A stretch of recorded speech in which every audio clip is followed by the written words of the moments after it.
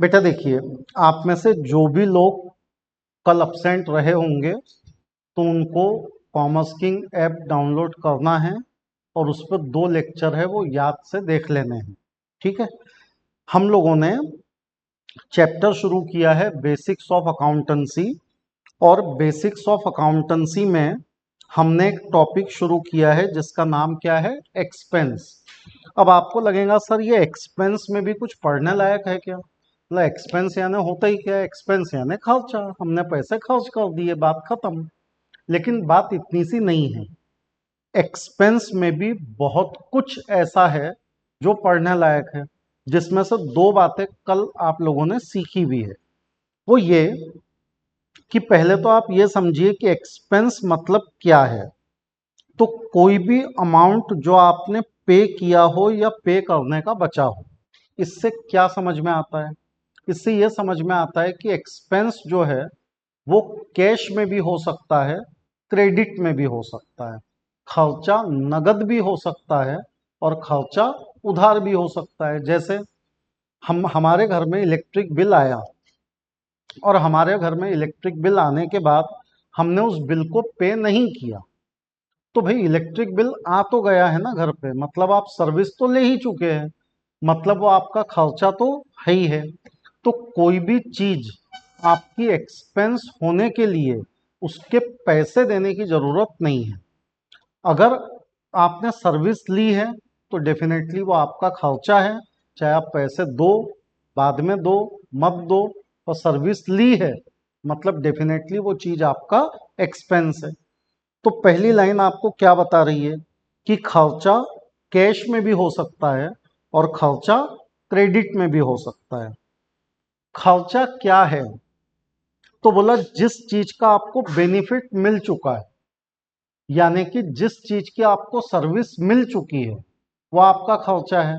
तो अगर मैं किसी से सर्विस ले चुका हूं तो पैसे दूं या ना दूं, वो चीज मेरी क्या है, एक्सपेंस है। तो अकाउंटेंसी में एक्सपेंस कैसे तय होता है? पैसा देने से एक्सपेंस तय होता है या सर्विस लेने से एक्सपेंस तय होता है? तो जवाब है सर्विस लेने से। जबकि हमारे दिमाग में क्या है कि खर्चा मतलब पैसे दिए, हम पैसा देने को ही बचपन से क्या मान रहे, खर्चा। जबकि अकाउंटिंग का कॉन्सेप्ट ये है कि पैसा देने से खर्चा नहीं होता। बेटा सामने आइए, पैसा देने से खर्चा नहीं होता, बल्कि इसका मतलब यह है कि आप किसी से सर्विस ले लो तो खर्चा होता है। पैसा देना नहीं देना ये सब बात की बात है, वो तो हम बाद में तय करेंगे। आगे लिखा है कि खर्चे की एक खासियत यह है कि वो 1 साल में खत्म हो जाता है। जो हम बोलते हैं ना expired expense versus unexpired expense. तो एक्सपायर्ड एक्सपेंस क्या है?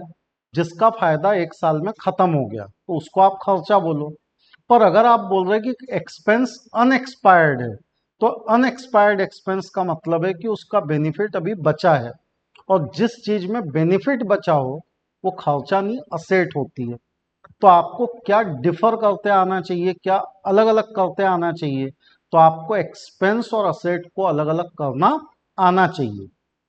जैसे मैं कुछ शब्द आपके सामने रखता हूं।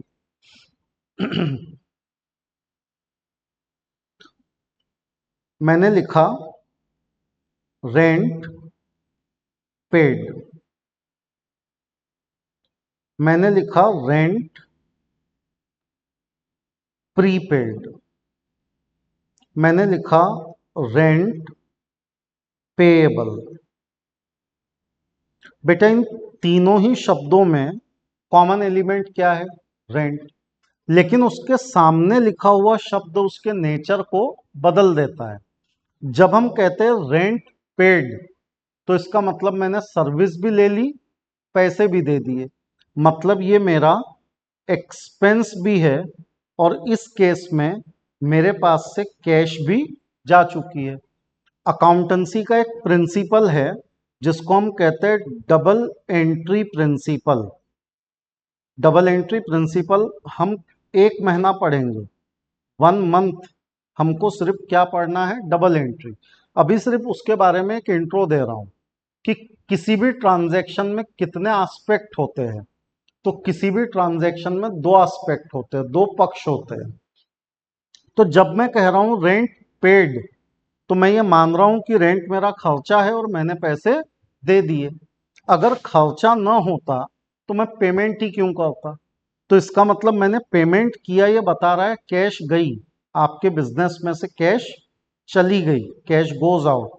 और ये बता रहा है कि कैश क्यों गई, क्योंकि रेंट आपका क्या है, एक्सपेंस है। लेकिन अगले केस में, यहां वाले शब्द में मैंने टर्मिनोलॉजी को चेंज कर दिया। यहां पे मैंने कर दिया रेंट पेएबल। अब रेंट पेएबल मतलब कि रेंट मेरा खर्चा है, ये मैं मान रहा हूं, लेकिन पेएबल शब्द बताता है कि मैंने पैसे नहीं दिए। मतलब रेंट मेरा खर्चा है जिसके लिए मैंने पैसे नहीं दिए। तो मैं कहूंगा कि ये तो पक्का है कि रेंट मेरा खर्चा है, मैंने पैसे नहीं दिए, मतलब पैसा देना बाकी है। तो मैं कहूंगा रेंट पेएबल है। पेएबल है यानी पैसा देना बाकी है। बेटा इसको हम कहते हैं लाइबिलिटी। जो नए बच्चे हैं वो ये शब्द दिमाग में लो। एक शब्द नए बच्चों ने दिमाग में लिया, असेट, मतलब राइट टू रिसीव, किसी से कुछ लेना है। उसका बिल्कुल अपोजिट क्या है, लाइबिलिटी, मतलब हमें किसी को कुछ देना है। इस केस में मुझे अपने मकान मालिक को किस चीज का पैसा देना है, रेंट का। तो बेटा रेंट यहां भी खर्चा है और रेंट यहां भी खर्चा है। यहां मैंने पेड कर दिया, यहां पे मैंने पेड नहीं किया। तो इसीलिए तो हमने ये बात लिखी, हमने लिखा कि अमाउंट आइदर पेड और पेएबल। मतलब खर्चा पेड भी हो सकता है और खर्चा पेएबल भी हो सकता है। यानी आप ये बात दिमाग में से निकालो कि पैसा देना खर्चा है। हमारे दिमाग में बचपन से ये बात गलत बैठ गई कि खर्चा मतलब पैसे गए। खर्चा मतलब पैसे गए नहीं होता। खर्चा मतलब सर्विस ली। अगर आपने सामने वाले से रहने के लिए मकान ले लिया तो वह आपका खर्चा है। पैसा दो या ना दो बात की बात है। तो यहाँ पे भी ये खर्चा है और यहाँ पे भी ये खर्चा है। लेकिन जब हम बोलते हैं रेंट प्रीपेड, तो उसका मतलब क्या है कि मैंने सर्विस नहीं ली पर सामने वाले को पैसे दे दिए। तो इस केस में मेरे पास से कैश चली गई, कैश गोज आउट, पैसे चले गए। लेकिन मेरे पास से पैसे चले गए तो बदले में मेरे को ये राइट है कि मैं अगले से मकान ले सकता हूं। तो मैं कहूंगा रेंट प्रीपेड, इसके अंदर राइट टू रिसीव है। तो रेंट प्रीपेड मेरी क्या बन गई, असेट बन गई, जिसके लिए मैं क्या दे चुका हूं, पैसे। तो ये असेट क्यों बनी, जबकि आपने पैसे तो दिए हैं। तो असेट इसलिए बनी कि पैसे दे दिए, सर्विस लेना बाकी है। तो बेटा आप अपने दिमाग से क्या निकालेंगे और अपने दिमाग में क्या रखेंगे, तो दिमाग से ये निकाल देंगे कि खर्चा मतलब पैसे का जाना होता है। ये बात अर्ध सत्य है। खर्चा मतलब पैसे का जाना होता है, पर हमेशा ही खर्चा मतलब पैसे का जाना नहीं होता। आई बात समझ में? तो इसलिए हमने लिखा कि खर्चा पेड भी हो सकता है, पेएबल भी हो सकता है। और खर्चा जो है वो एक्सपायर्ड भी हो सकता है और अनएक्सपायर्ड भी। जैसे यहां पे मैंने रेंट पेड कर दिया, मतलब मैंने सर्विस ले ली। अगर मैं सर्विस ले चुका हूं तो एक्सपेंस एक्सपायर हो गया, खत्म हो गया। यहां पे मैं कह रहा हूं रेंट पेएबल, मतलब यहां भी मैंने सर्विस ले ली। वो अलग बात है कि पैसा देना बाकी है, लेकिन सर्विस तो मैं यहां भी ले चुका हूं। तो मैं कहूंगा ये भी कैसा है, तो ये भी एक्सपायर्ड है। ये खर्चा भी क्या हो चुका है, एक्सपायर। पर यहां पे मैं पैसा दे चुका हूं पर मैंने रहने के लिए अभी मकान लिया नहीं। तो ये खर्चा कैसा है, अनएक्सपायर्ड। तो जब खर्चा अनएक्सपायर्ड होता है तो क्या बन जाता है, तो जब खर्चा अनएक्सपायर्ड होता है तो क्या बन जाता है, असेट। और जब खर्चा एक्सपायर होता है तो वो खर्चा कहलाता है। तो आम आदमी जिसको खर्चा बोलता है, टेक्निकली मैंने और आपने उसको क्या बोलना चाहिए, एक्सपायर्ड एक्सपेंस। आम आदमी जिसको खर्चा बोलता है टेक्निकली मैंने और आपने उसको क्या बोलना चाहिए, रेवेन्यू एक्सपेंस। तो ये बात आप समझिए कि हम लोग अकाउंटिंग पढ़ रहे हैं तो हम शब्दों को यूं ही हैब्जार्ड मैनर में यूज नहीं कर सकते, क्योंकि हर शब्द का अपना एक मीनिंग है और वो मीनिंग जो है वो आपको पता होना चाहिए। तो एक रेंट के आगे पेड लगा तो मीनिंग बदल गया, उसी रेंट के आगे प्रीपेड लगा तो मीनिंग बदल गया, उसी रेंट के आगे पेएबल लगा तो मीनिंग बदल गया। आई बात समझ में? तो देखिए, फिर हमने कहा कि हम एक्सपेंस का क्लासिफिकेशन करेंगे। तो एक्सपेंस यानी खर्चा। तो आप इस दुनिया में कोई भी सर्विस लो, कोई भी चीज खरीदो, तो खर्चा तो हो ही रहा है। मैंने कार खरीदी, ये भी खर्चा है, और मैंने कार में पेट्रोल डलवाया, ये भी खर्चा है। पर कार खरीदने से आपके पास में एक असेट आई, पेट्रोल डालने से आपके पास कोई असेट नहीं आई। तो इसका मतलब जो खर्चा असेट को क्रिएट न करे वो क्या कहलाता है, रेवेन्यू एक्सपेंस। और जो खर्चा असेट को क्रिएट करे वो क्या कहलाता है, कैपिटल एक्सपेंडिचर। मतलब आप ये कह सकते हो कि असेट का ही दूसरा नाम क्या है, कैपिटल एक्सपेंडिचर। क्योंकि हर कैपिटल एक्सपेंडिचर क्या क्रिएट करता है, असेट। तो हमने कल इसके बीच में डिस्टिंग्विश किया। इस डिस्टिंग्विश में हमने लिखा कि जो खर्चा रिकरिंग है, बार बार होता है, तो बार बार होने वाले खर्चे को हम कहते हैं रेवेन्यू नेचर का है। देखो, असेट कोई बार बार नहीं खरीदता। आप रोज रोज बाजार में जाके कार नहीं खरीदोगे, लेकिन आप फ्रिक्वेंटली अपनी कार में पेट्रोल जरूर डलवाओगे। इसका मतलब कार खरीदना ये कैसी एक्टिविटी है, नॉन रिकरिंग, कभी कभी होती है। तो असेट कभी कभी खरीदी जाती है, और उसमें पेट्रोल, आप रोज कार कभी कभी खरीदते हो लेकिन उसमें पेट्रोल आप रोज डलवाते हो। तो रिकरिंग खर्चा यानी जो बार बार होता है, और नॉन रिकरिंग यानी जो बार बार नहीं होता। तो कैपिटल एक्सपेंडिचर कैसे है, नॉन रिकरिंग है। फिर हम कहते हैं कि ऐसा खर्चा जो छोटे अमाउंट का है वो रेवेन्यू एक्सपेंस है, ऐसा खर्चा जो बड़े अमाउंट का है वो कैपिटल एक्सपेंस है। लेकिन ये बात उतनी ज्यादा सटीक या उतनी ज्यादा सही नहीं है। क्यों? तो कभी कभी छोटे खर्चे भी कैपिटल एक्सपेंडिचर हो सकते हैं, जैसे 200 रुपए का कैलकुलेटर फ्यूचर में भी काम आएगा, असेट है आपकी। कभी कभी बड़े खर्चे भी कैपिटल एक्सपेंडिचर नहीं होते, जैसे बड़े बड़े कंपनी के जो सीईओज होते हैं उनकी सैलरी करोड़ों में होती है, तो सैलरी करोड़ों में होके भी हम उसको असेट नहीं मानते, एक्सपेंस ही मानते हैं।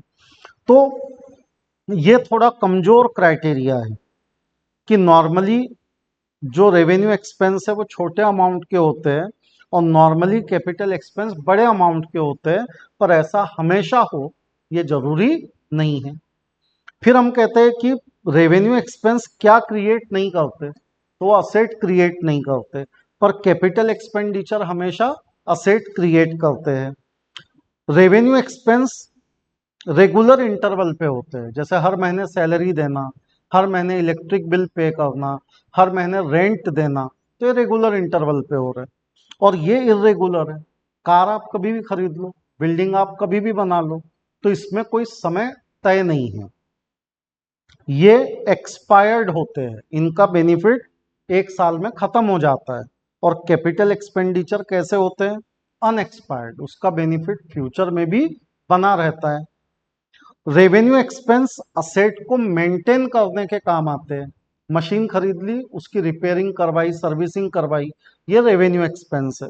और कैपिटल एक्सपेंडिचर जो है वो असेट को एक्वायर करने के काम आते हैं। अगर मैं असेट खरीद रहा हूं तो वो क्या है, कैपिटल एक्सपेंडिचर।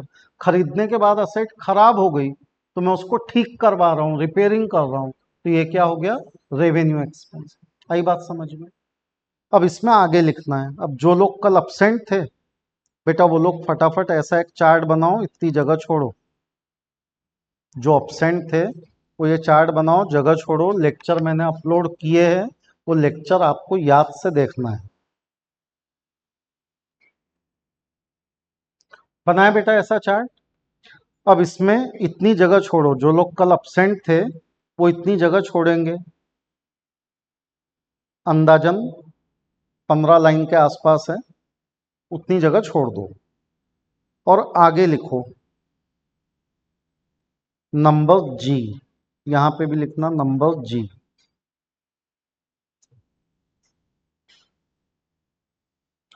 पहले मैं कैपिटल एक्सपेंडिचर के तरफ लिखवा रहा हूं, तो आप कैपिटल एक्सपेंडिचर वाली कैटेगरी में लिखना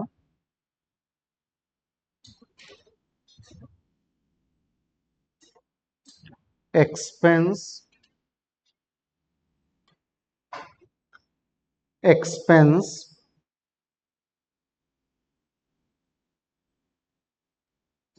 incurred on any asset before putting it in use. Expense incurred on any asset before putting it in use are also considered as capital expenditure.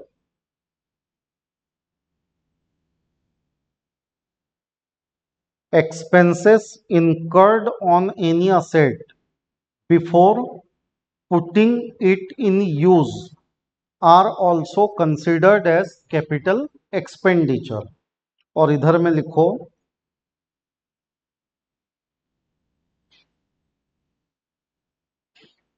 expenses incurred on assets after putting it in use.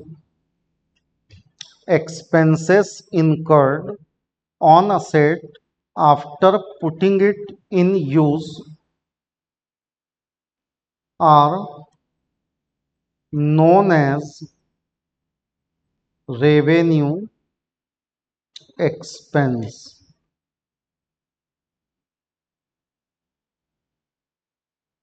बेटा अब जरा हम इन दोनों sentences को decode करेंगे। और देखिए, आप क्लास में आते हैं तो लिखना सेकेंडरी है, समझना प्राइमरी है। आप क्लास में समझने के लिए आ रहे हैं तो लिखने पे ध्यान कम देना और कॉन्सेप्ट समझने पे ध्यान ज़्यादा देना। आप ये देखो कि आपके दिमाग में कितना जा रहा। लिखना छूट भी गया तो घर पे लेक्चर लगा के लिख सकते। तो पूरा ध्यान सब लोग इधर देंगे। बेटा देखो, मैं आपसे कुछ क्वेश्चन पूछता हूं, आप मेरे को बताना कि वो रेवेन्यू एक्सपेंस है या कैपिटल एक्सपेंस। एक बार फिर से समझा देता हूं कि जो खर्चा रिकरिंग है, बार बार होता है और जिससे असेट नहीं बनती, वो खर्चा रेवेन्यू एक्सपेंस कहलाता है। और ऐसा खर्चा जो नॉन रिकरिंग होता है, ऐसा खर्चा जो बार बार नहीं होता है और जिससे असेट क्रिएट होती है, वो क्या कहलाता है? Capital expenditure. बोलो कितने लोगों को ये वाला फर्क समझा कि रेवेन्यू एक्सपेंस क्या है और कैपिटल एक्सपेंस क्या है? दोबारा एक्सप्लेन कर रहा हूं। बेटा देखो, उदाहरण से समझो कि ऐसा खर्चा जो रेगुलर है, जैसे इलेक्ट्रिक बिल हम रेगुलरली पे करते हैं, तो इलेक्ट्रिक बिल कैसा एक्सपेंस हो गया? Revenue expense. उससे कोई असेट क्रिएट नहीं हो रही। कैपिटल एक्सपेंस वो है जो कभी कभी होता है और उससे असेट क्रिएट होती है। तो कैपिटल एक्सपेंस यानी बिल्डिंग बनाई मैंने, तो ये कैपिटल एक्सपेंस है। मैं रोज रोज बिल्डिंग थोड़ी बनाता हूँ, कभी कभी बनाता हूँ और एक बार बन गई वो हमेशा मेरे काम आएंगी। तो कैसा एक्सपेंडिचर है? Capital expenditure. तो जो असेट क्रिएट करे वो कैपिटल एक्सपेंडिचर, जो असेट को क्रिएट ना करे वो क्या है? Revenue expense. जो रिकरिंग है, बार बार होता है, वो रेवेन्यू एक्सपेंस। और जो रिकरिंग नहीं है वो क्या है? Capital expenditure. क्लियर है अभी? अब मेरे को बताओ। कि एम्प्लॉय को सैलरी देना रेवेन्यू एक्सपेंस है कि कैपिटल एक्सपेंस है? Revenue expense. अब देखो कि यही सैलरी क्या बनती है? कैपिटल एक्सपेंस बनती है। कैसे? ये वाला फीचर पढ़ो, क्या लिखा मैंने?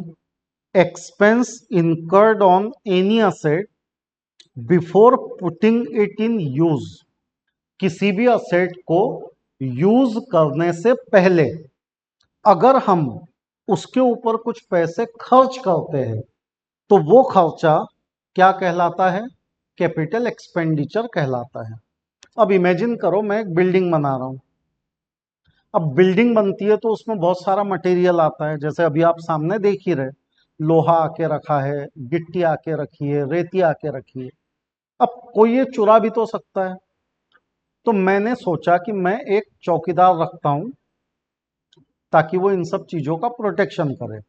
तो मैं हर महीने चौकीदार को क्या कर रहा हूं? सैलरी दे रहा हूं, वॉचमैन को सैलरी दे रहा हूं। मैं वॉचमैन को सैलरी दे रहा हूं, ये कैसी है? रिकरिंग है। अगर मेरे बिल्डिंग का काम 2 साल चलेगा तो 2 साल तक हर महीने मैं उसको सैलरी दूंगा।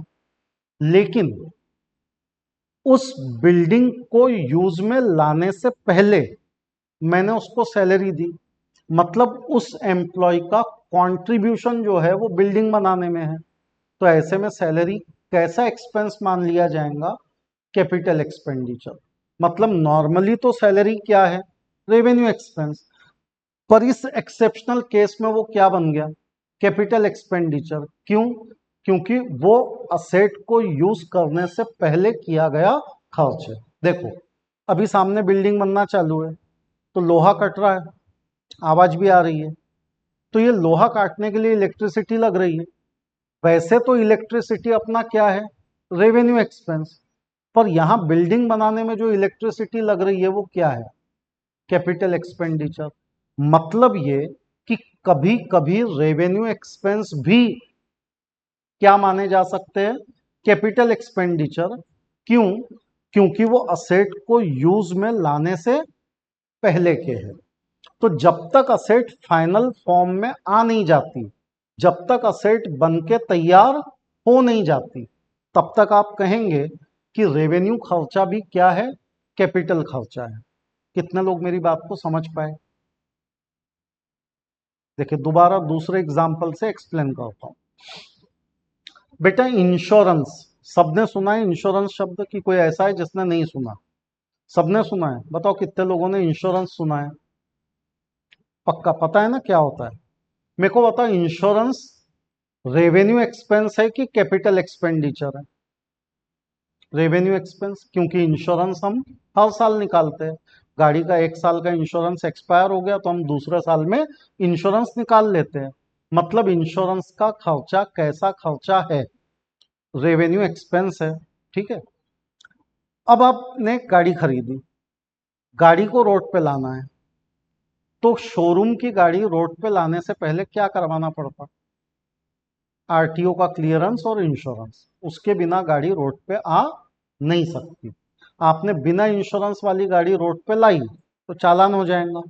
बिना इंश्योरेंस वाली गाड़ी रोड पे लाई और एक्सीडेंट हो गया तो आपका लाखों का नुकसान हो जाएगा। इसलिए शोरूम से गाड़ी सड़क पे लाना है तो पहले क्या करवाना पड़ता?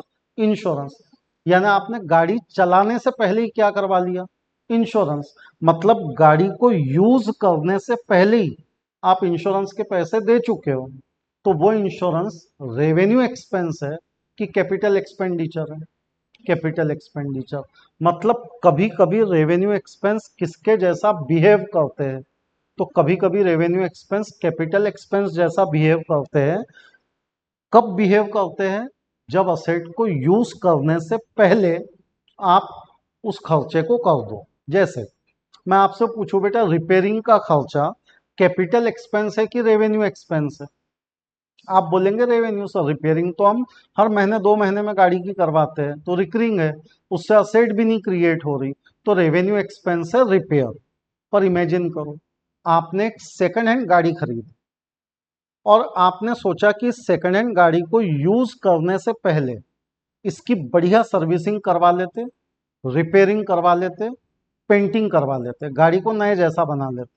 तो आपने गाड़ी खरीदी सेकंड हैंड, लेकिन उस सेकंड हैंड गाड़ी पे भी आपने रिपेयरिंग का खर्चा किया, लेकिन कब किया?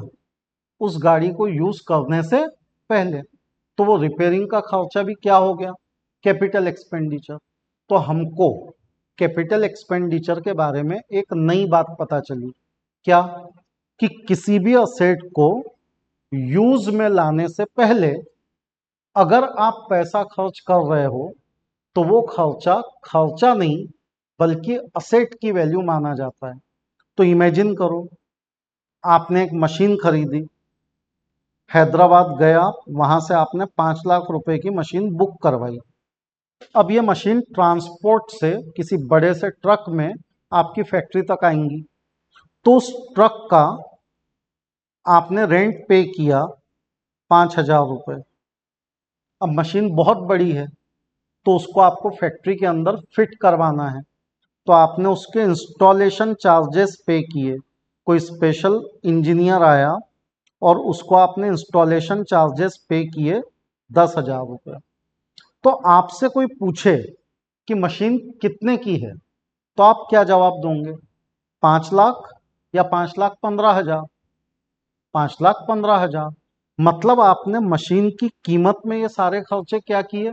जोड़ दिए कि भाई मेरे फैक्ट्री में मशीन शुरू होने से पहले मैं उस पर 5-15 खर्च कर चुका था, तो मेरे को मशीन कितने में पड़ी? तो मेरे को मशीन 5,15,000 में पड़ी। तो यहाँ पे ये दोनों रेवेन्यू एक्सपेंस है देखा जाए तो, पर वो मशीन के यूज करने से पहले लग गए तो कैसे एक्सपेंस बन गए? कैपिटल एक्सपेंस बन गए। अब यहां मैंने लिखा, रेवेन्यू एक्सपेंस में मैंने लिखा कि expense incurred on asset after putting it in use. बेटा मैंने असेट को यूज करना शुरू कर दिया और यूज करना शुरू करने के बाद असेट पे पैसे खर्च हुए। मैंने मशीन को यूज करना शुरू कर दिया, फिर मशीन खराब हुई, मैंने रिपेयरिंग करवाई। तो अब ये रिपेयरिंग का खर्चा कैसा है? रेवेन्यू एक्सपेंस है। अगर मैंने गाड़ी खरीदी, सेकंड हैंड गाड़ी, और खरीदते समय उसकी रिपेयरिंग करवाई तो कैपिटल एक्सपेंडिचर। पर गाड़ी यूज करने के बाद अगर रिपेयरिंग का खर्चा लग रहा है तो फिर वो क्या है? रेवेन्यू एक्सपेंस है। आई क्या बात समझ में? अब इमेजिन करो ये एसी है, इसका ना कोई स्पेयर पार्ट खराब हो गया। मैंने एसी का वो स्पेयर पार्ट निकाला, मैकेनिक को दिया, उसने नया स्पेयर पार्ट लाया, एसी में लगा दिया।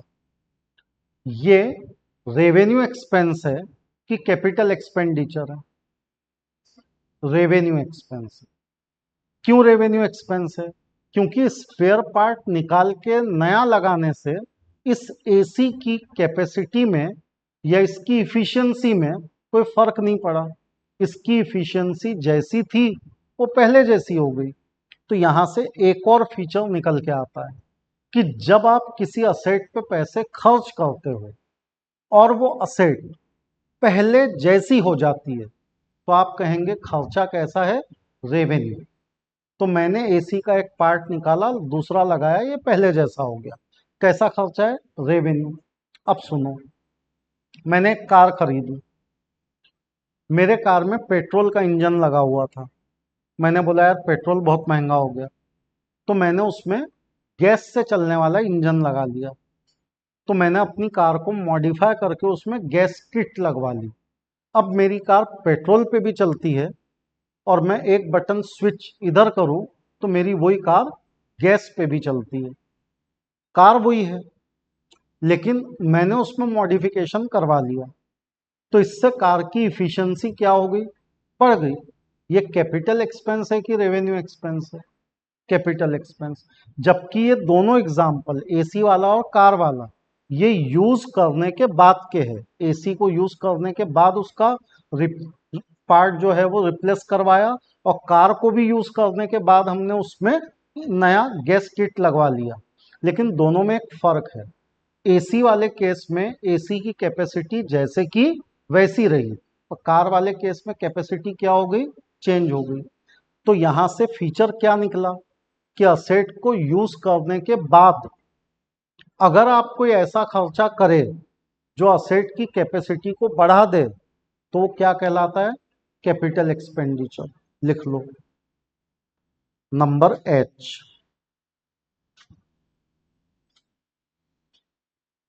Expense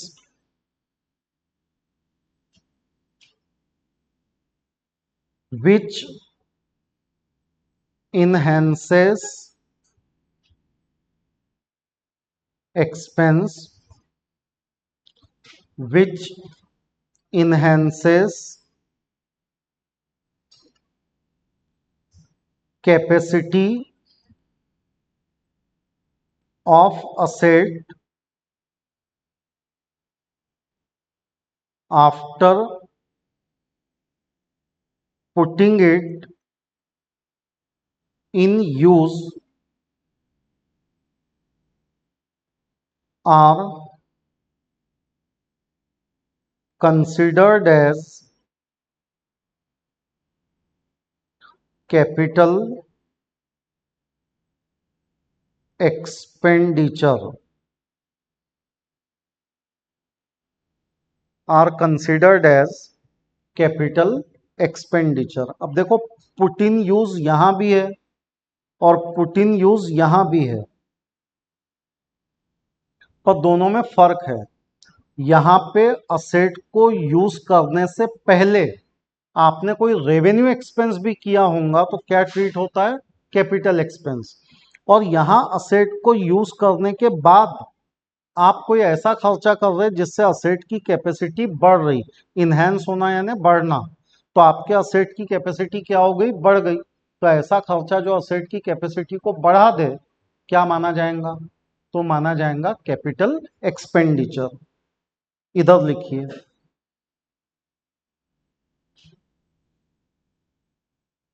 number H, expenses which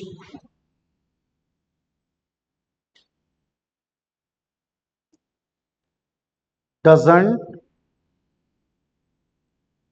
enhances expenses which doesn't enhances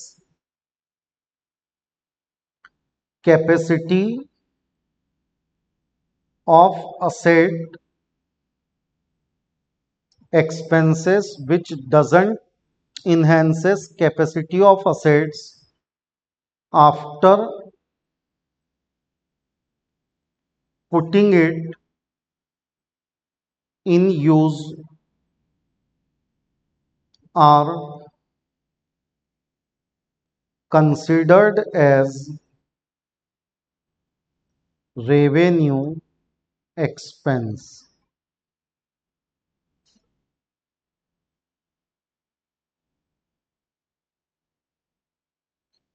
तो बेटा हम कह रहे हैं कि असेट को यूज में लाने के बाद,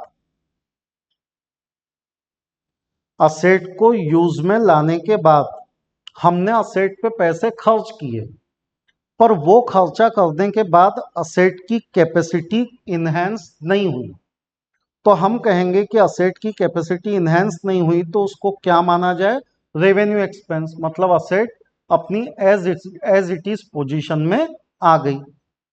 जैसे मैंने एक बिल्डिंग बनाई, जैसे इसी का एग्जांपल ले लो, ये बहुत बड़ा हॉल है। मैंने सोचा कि यार इतने बड़े हॉल में हम ऐसा करते, 3 क्लासरूम बना लेते। ये वाली रो एक क्लासरूम, ये वाली रो दूसरा क्लासरूम, ये वाली रो तीसरा क्लासरूम। तो मेरे को ये एक क्लास को 3 क्लास बनाने के लिए क्या करना पड़ेगा, बीच में पार्टीशन करना पड़ेगा। पार्टीशन करने से मेरी कैपेसिटी क्लास की जो है वो बढ़ गई, क्योंकि अभी ये पूरी रो खाली है, यहाँ कोई टीचर क्लास नहीं ले सकता। लेकिन एक दीवार बन जाएंगी तो एक दूसरा टीचर भी वहाँ क्लास ले सकता है।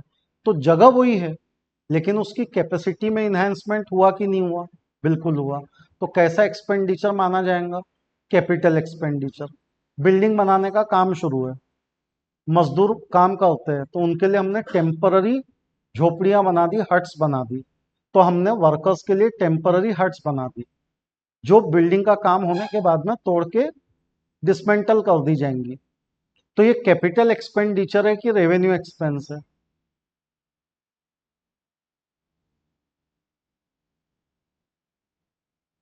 बोलो।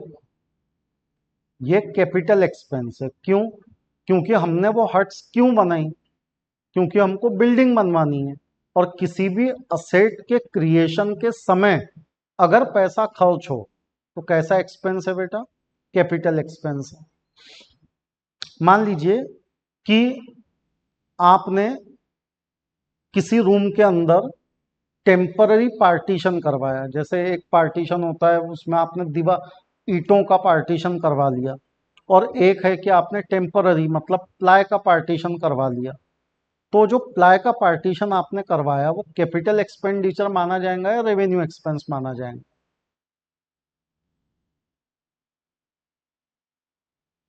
तो आप ये देखो कि उस प्लाई का पार्टीशन करवाने से आपको कोई इफिशियंसी बढ़ी हुई लगी क्या?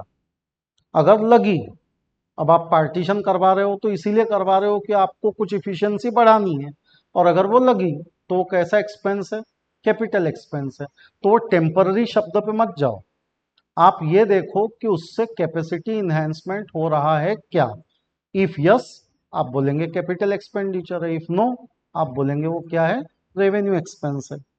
पढ़ो एक बार इसको।